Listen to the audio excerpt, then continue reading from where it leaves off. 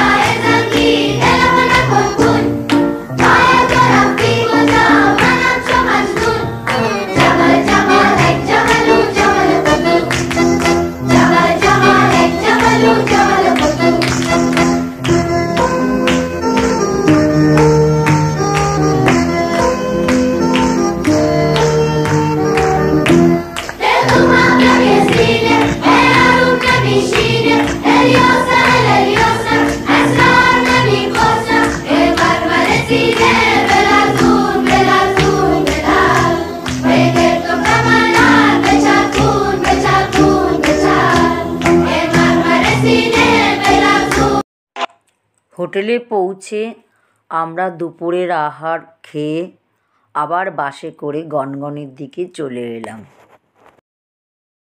আমরা এখন গনগনি ফরেস্টে চলে এসেছি এবং বেশ কিছু সময় এখন আমরা এখানে ঘোরাঘুরি করব। অনেক মানুষ এসছে এবং পরিবেশও খুব সুন্দর, মনোরম দৃশ্য দেখা যাচ্ছে, ভালো লাগে। এটি শিলাবতী নদীর তীরে অবস্থিত এক প্রাকৃতিক সৌন্দর্য ভরা।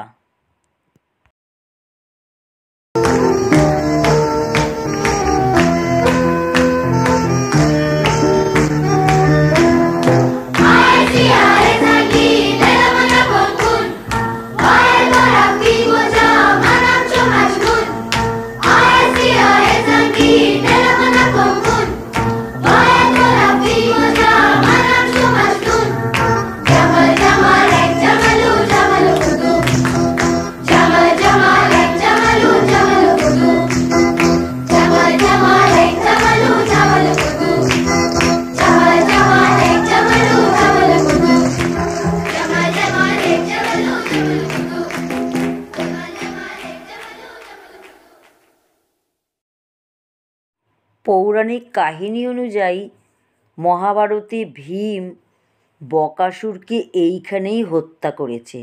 এই জন্য সমতল থেকে এই জায়গাটা অনেকটা নিচে।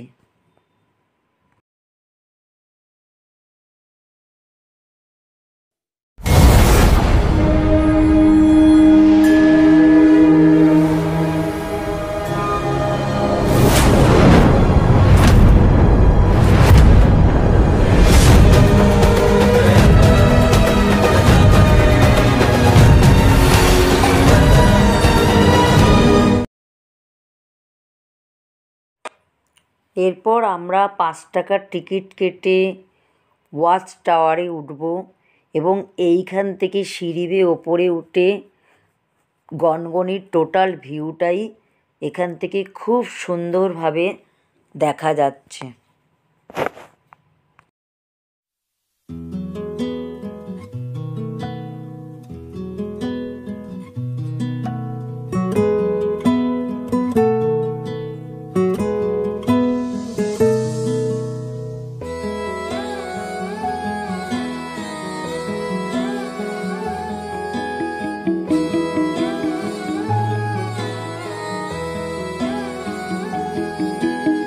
একলা মনের রিক্সা চলে, দমকা প্রেমের গল্প বলে, শুকনো পাতার সন্ধেবেলার গান। পরের দিন আমরা খুব সকালে স্নান সেরে সর্বমঙ্গলা মন্দির দর্শনে বেরিয়ে পড়লাম। আমাদের অটো চালকের নাম ছিল চনা রজক। আমি ডেসক্রিপশন বক্সে এনার ফোন নাম্বার দিয়ে দেবো। ঠান্ডা আমরা গনগনিতে ভ্রমণে এসে আজ দ্বিতীয় দিন এই দ্বিতীয় দিনে আমরা চলেছি ঠান্ডার মধ্যে। এখানকার খুব জাগ্রত মন্দির সর্বমঙ্গলা দুর্গা মন্দির, সেই দুর্গা মন্দিরে আমরা এগিয়ে চলেছি। কুয়াশা, ঠান্ডা এবং রাস্তাটার দৃশ্য অপরূপ করতে করতে করতে করতে আমরা এবং আমাদের এই শুটিং করছে নীলিমা, পঞ্চায়েতার বোন। একটা টোয়ে করে যাচ্ছি, তাই তো? হ্যাঁ, সারা রাস্তা মধ্যে মাতিয়ে রেখেছে, ছবি তুলেছে আমাদের দর্শকদের। সবাইকে অনুরোধ করছি একবার গনমনিতে আসবেন এবং পঞ্চানন দাসের ট্যুরে অবশ্যই আসবেন। এদের আতিথেয়তা, ভালোবাসা মনে হবে না যে আপনি ঘরের বাইরে আছেন। এবং এই সর্বমঙ্গলা মন্দিরটা অবশ্য দর্শনীয়।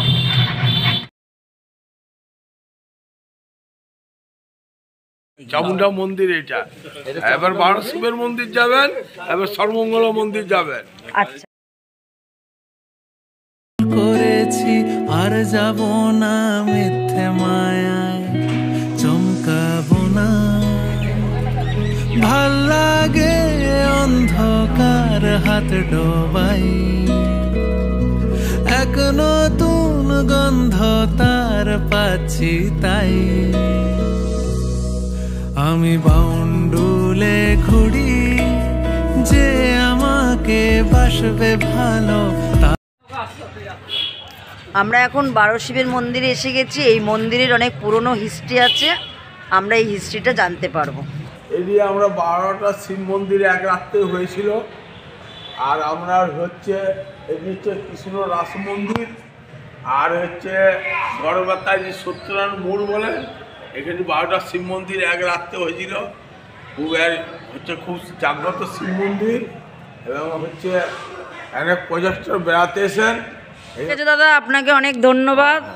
আপনার নামটা একটু বলুন। আমার নাম চন্দ্রা রজক, ভালো নাম হচ্ছে চনা রজক।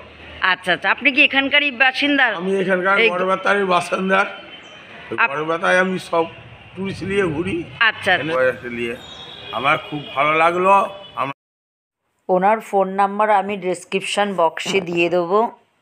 উনি অল্প টাকায় খুব ভালোভাবে ঘোরান সমস্ত মন্দিরগুলোকে। তার আকাশে উড়ি, তার আকাশে উড়ি।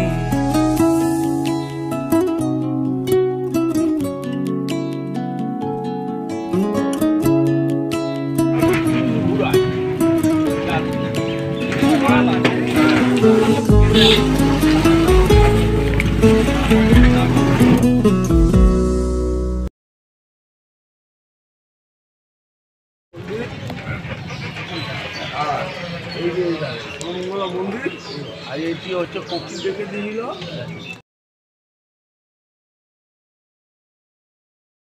মন্দির।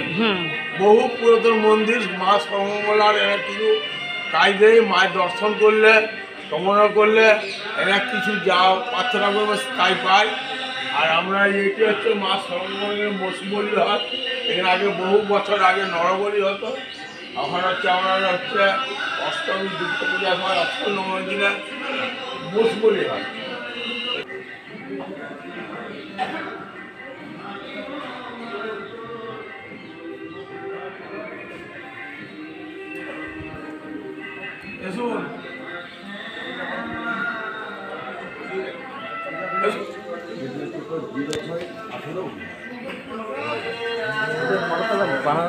এই মন্দিরটি সকাল 6টা থেকে দুপুর 1টা পর্যন্ত খোলা থাকে।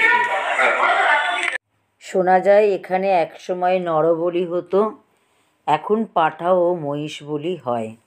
এই মন্দির খুব জাগ্রত এবং এই মন্দিরটি এক রাতেই তৈরি হয়েছিল। জলের কাছে গিয়ে ফিরে আসি তাই, এই কুয়াশায় খুঁজছে কে আমায়, এই কুয়াশায় খুঁজছে কে আমায়।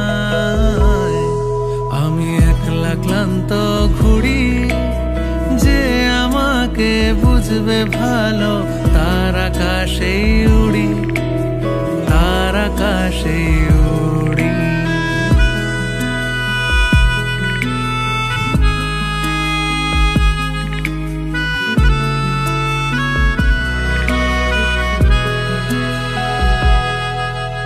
সবার চোখে যখন লেগে ঘুমের রেশ, আমার জেগে থাকার এই অভ্যেস।